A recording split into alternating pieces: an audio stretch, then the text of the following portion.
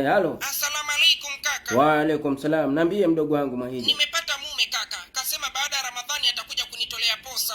Mahija, umemtoa wapi tena? Jamani, ni mfanya biashara kaka. Mfanya biashara? Ndiyo, ana duka la perfume Kariakoo. Kama ana duka la perfume hicho kidume. Ndiyo analo. Kama ana duka la perfume Kariakoo hicho kidume. Tena kidume kweli, mimi nitamleta kaka. Sasa ngoja kwanza. Nini tena? Hebu tuma picha yake kwanza nimuone. Picha tena jamani. Wewe tuma picha kwanza. Haya, nina video yake nakutumia. Ndio katuletea kikombe nyumbani bure.